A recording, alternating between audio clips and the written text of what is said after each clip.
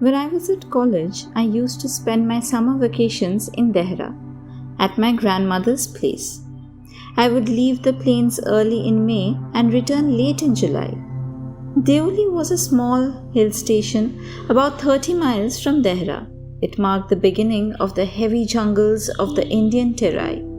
The train would reach Deoli at about 5 in the morning, when the station would be dimly lit with electric bulbs and oil lamps, and the jungle across the railway tracks would be just visible in the faint light of dawn. Deoli had only lone platform, an office for the station master and a waiting room. The platform boasted of a tea stall, a fruit vendor, and a few stray dogs, not much else, because the train stopped there only for 10 minutes before rushing on into the forests. Why it stopped at Deoli? I don't know. Nothing ever happened there.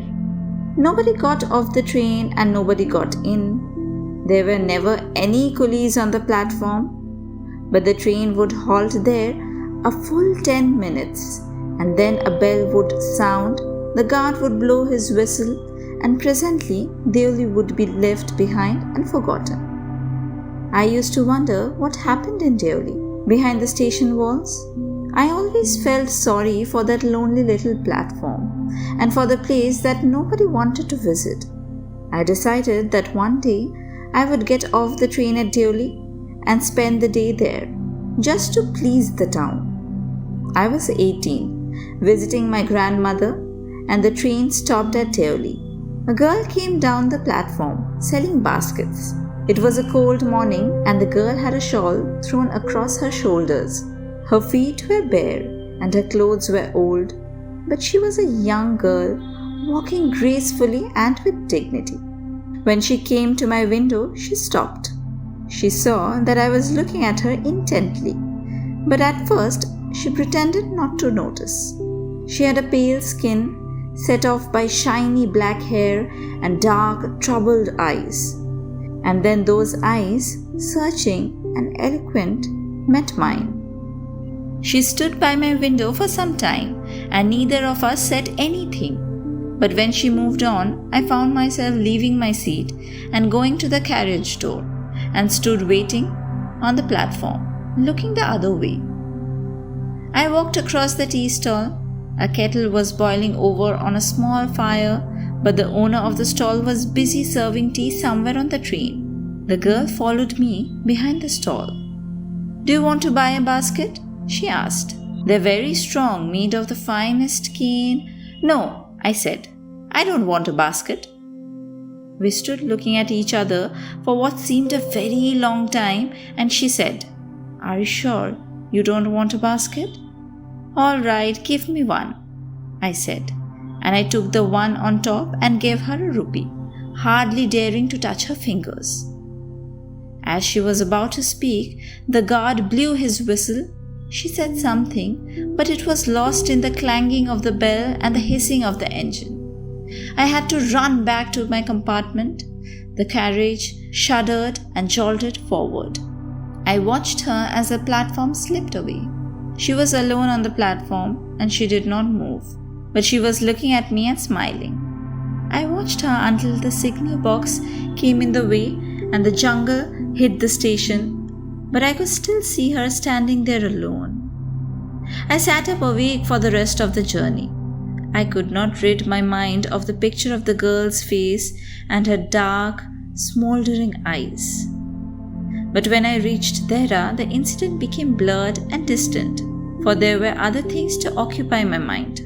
It was only when I was making the return journey 2 months later that I remembered the girl. I was looking out for her as the train drew into the station, and I felt an unexpected thrill when I saw her walking up to the platform. I sprang off the footboard and waved to her. When she saw me, she smiled. She was pleased that I remembered her. I was pleased that she remembered me. We were both pleased, and it was almost like a meeting of old friends. She did not go down the length of the train selling baskets, but she came straight to the tea stall. Her dark eyes were suddenly filled with light.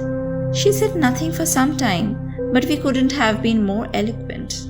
I felt the impulse to put her on the train there and then and take her away with me. I could not bear the thought of having to watch her recede into the distance of Deoli station. I took the baskets from her hand and put them down on the ground. She put out her hand for one of them, but I caught her hand and held it. "I have to go to Delhi," I said. She nodded. "I do not have to go anywhere." The guard blew his whistle for the train to leave, and how I hated the guard for doing that. "I'll come again," I said. "Will you be here?" She nodded again, and as she nodded, the bell clanged and the train slid forward. I had to wrench my hand away from the girl and run for the moving train. This time, I did not forget her. She was with me for the remainder of the journey and for long after. All that year, she was a bright, living thing, and when the college term finished, I packed in haste and left for Dehra earlier than usual. My grandmother would be pleased at my eagerness to see her. I was nervous and anxious as the train drew into Deoli because I was wondering what I should say to the girl and what I should do. I was determined that I wouldn't stand helplessly before her, hardly able to speak or do anything about my feelings. The train came to Deoli, and I looked up and down the platform, but I could not see the girl anywhere. I opened the door and stepped off the footboard. I was deeply disappointed and overcome by a sense of foreboding. I felt I had to do something, and so I ran up to the station master and said, "Do you know the girl who used to sell baskets here?" "No, I don't," said the station master. "And you'd better get on the train if you don't want to be left behind." But I paced up and down the platform and stared over the railings at the station yard. All I saw was a mango tree and a dusty road leading into the jungle. Where did the road go? The train was moving out of the station, and I had to run up the platform and jump for the door of my compartment. Then, as the train gathered speed and rushed through the forests, I sat brooding in front of the window. What could I do about finding a girl I had seen only twice, who had hardly spoken to me and about whom I knew nothing, absolutely nothing, but for whom I felt a tenderness and responsibility that I had never felt before? My grandmother was not pleased with my visit after all, because I didn't stay at her place more than a couple of weeks. I felt restless and ill at ease, meaning to ask further questions of the station master at Deoli. But at Deoli, there was a new station master. The previous man had been transferred to another post within the last week. The new man didn't know anything about the girl who sold baskets. I found the owner of the tea stall, a small, shriveled up man wearing greasy clothes, and asked him if he knew anything about the girl who sold baskets. "Yes, there was such a girl here. I remember quite well," he said, "but she has stopped coming now." "Why?" I asked. "What happened to her?" "How should I know?" said the man. "She was nothing to me." And once again, I had to run for the train. As Deoli platform receded, I decided that one day I would have to break journey there, spend a day in the town and make inquiries and find the girl who had stolen my heart with nothing but a look from her dark, impatient eyes. With this thought, I consoled myself throughout my last term in college. I went to Dehra again in the summer, and when, in the early hours of the morning, the night drew into Deoli station, I looked up and down the platform for signs of the girl, knowing I wouldn't find her, but hoping just the same. Somehow, I couldn't bring myself to break journey at Deoli and spend a day there. I think I was afraid to do this. I was afraid of discovering what happened to the girl. Perhaps she was no longer in Deoli. Perhaps she was married.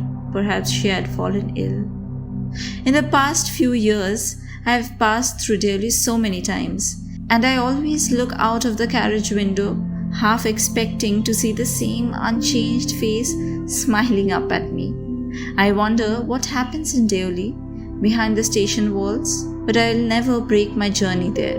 it may spoil my game. I prefer to keep hoping and dreaming and looking out of the window up and down that lonely platform, waiting for the girl with the baskets. I never break my journey at Deoli, but I pass through as often as I can.